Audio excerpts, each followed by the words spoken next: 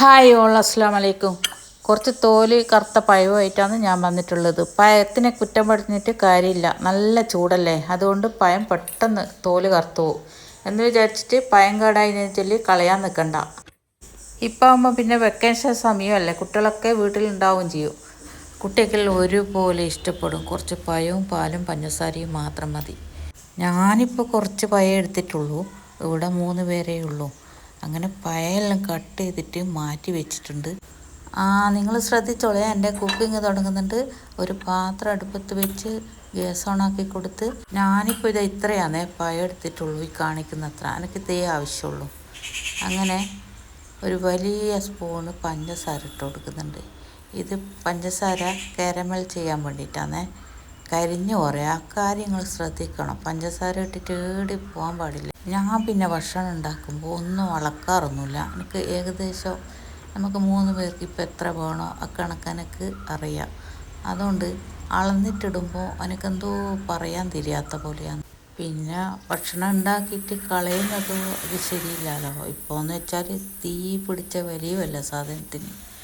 അങ്ങനെ എൻ്റെ പഞ്ചസാര മെൽട്ടായി പാലും പാർന്നു കൊടുത്തിട്ടുണ്ട്. പാല് പാർന്നതിന് ശേഷം ഇങ്ങനെ കട്ട പിടിച്ചിട്ടുണ്ട്. അത് കണ്ടിട്ട് നിങ്ങൾ ബേജാറൊന്നും ആണ്ടേ. കുറച്ച് സമയം കൂടി ഒന്ന് പാലും പഞ്ചസാരയും മെൽട്ടാകുമ്പോഴത്തേക്ക് അതെല്ലാം ശരിയായിക്കോളും. അതിന് ശേഷം കട്ട് ചെയ്ത പഴം ഇതിലിട്ട് കൊടുത്തിട്ട് കൂടെ തന്നെ കുറച്ച് മിൽമ നെയ്യ് പാർന്നു കൊടുക്കുന്നുണ്ട്. ഈ നെയ്യൊന്നും ഇല്ലയെന്ന് വിചാരിച്ചിട്ട് നിങ്ങൾ ആക്കാണ്ടിരിക്കണ്ട, ഇതൊന്നും നിർബന്ധമൊന്നുമില്ല. മിൽമ നെയ്യ് ഒഴിച്ചതിന് ശേഷം കുറച്ച് ഏലക്കപ്പൊടിയും കൂടി ഇട്ട് കൊടുക്കുന്നുണ്ട്. ഇതുണ്ടാക്കുമ്പോൾ നിങ്ങൾ പ്രത്യേകം ശ്രദ്ധിക്കേണ്ട കാര്യം, നമ്മൾ പാല് പഞ്ചസാര കൂട്ടിൽ പഴം ഇട്ടതിന് ശേഷം പഴം നല്ലോണം വേവിച്ചെടുക്കണേ. നിങ്ങൾ കൂടുതൽ പഴം എടുത്തിട്ട് ആക്കുന്നുണ്ടെങ്കിൽ പഞ്ചസാരൻ്റെ അളവ് കൂട്ടിയാൽ മതി. അങ്ങനെ ഈ പഴക്കൂട്ടിലേക്ക് ഒരു പിഞ്ച് ഉപ്പിട്ട് കൊടുക്കുന്നുണ്ട്. ആ ഉപ്പും കൂടി ഇടുമ്പോഴാണ് ഇതിൻ്റെ യഥാർത്ഥ ടേസ്റ്റ് കിട്ടുന്നത്. എപ്പോഴും നമ്മൾ എണ്ണയിൽ പൊരിച്ച ചായക്കടികളോ അതും ഇതും മാത്രം തിന്നാൽ പോരല്ല. പഴം വീട്ടിലുണ്ടെങ്കിൽ എന്തായിട്ടും ഒരു പ്രാവശ്യമെങ്കിലും ഉണ്ടാക്കി നോക്ക്. ഉണ്ടാക്കിയിട്ട് ഇഷ്ടപ്പെടുവാണെങ്കിൽ കമൻറ്റ് ചെയ്യണേ. പഞ്ചസാര ഇഷ്ടപ്പെടാത്തവർക്ക് വെള്ളത്തിൽ ആക്കിയാൽ മതി. വെള്ളം എന്ന് പറഞ്ഞാൽ ശർക്കരയാണേ, നമ്മൾ വെള്ളം എന്നാണ് പറയാറ്. വെള്ളത്തിലാക്കുമ്പോൾ ഇതിലും കുറച്ച് ഡാർക്ക് കളറാവും കാണാൻ വേണ്ടിയിട്ട്. കഴിക്കാനും ടേസ്റ്റ് എനിക്ക് പഞ്ചസാരയിലാക്കിയിട്ടാണ് നല്ല ടേസ്റ്റ് തോന്നിയിട്ടുള്ളത്. അങ്ങനെ പഴമൊക്കെ റെഡി ആയിട്ടുണ്ട്.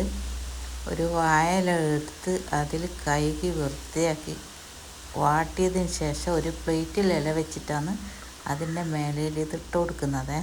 അങ്ങനെ എൻ്റെ പഴം വെച്ചിട്ടുള്ള നല്ല മധുര പലഹാരം റെഡി ആയിട്ടുണ്ട്. ഇത് കാണുമ്പം തന്നെ എന്താ മുഞ്ച്, കഴിക്കുമ്പോൾ അതിൻ്റെ ടേസ്റ്റ് ഒന്നും പറയാനില്ല. ഇനിയും കുറച്ച് പണി ബാക്കിയുണ്ട്. ഇതിൻ്റെ കൂടെ കഴിക്കാനൊരു സാധനം കൂടി വേണം. എന്താണെന്ന് നോക്കിയാൽ പപ്പടം. ചില കൂട്ടർക്ക് പപ്പടം ഫ്രൈ ചെയ്യുമ്പോൾ പൊങ്ങി വരുന്നത് അത്ര ഇഷ്ടപ്പെടില്ല. അതിന് എണ്ണയിലിടും പിന്നെ 2 കുത്ത് കൊടുത്താൽ മതി. അന്നേരം പപ്പടം അങ്ങനെ പൊങ്ങി വരില്ല. നല്ല ടേസ്റ്റുള്ള പപ്പടം കിട്ടുന്നുണ്ടെങ്കിൽ അങ്ങനെ ചെയ്താൽ മതി. അറിയാത്തവരോട് പറയുന്നതാണേ, അറിയുന്നവരിത് കണ്ടിട്ട് കേട്ടിട്ടൊന്ന് ചിരിക്കാനൊന്നും നിൽക്കണ്ടേ. ചൂടോടെ പഴക്കൂട്ടിലേക്ക് ഫ്രൈ ചെയ്ത പപ്പടവും പൊട്ടിച്ചിട്ടിട്ട് കൈ കൊണ്ട് നല്ലോണം മിക്സ് ചെയ്ത് കഴിക്കുമ്പോൾ കിട്ടുന്ന ടേസ്റ്റൊന്ന് വേറെ തന്നെയാണ്.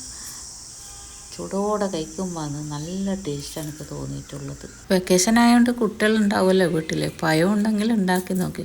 മറക്കാതെ ആ ലൈക്കും കമൻറ്റും സബ്സ്ക്രൈബും ചെയ്യണേ. ഈ പഴക്കൂട്ടിലേക്ക് പപ്പടം മിക്സ് ചെയ്ത് ഞാൻ കഴിക്കുന്നുണ്ടേ.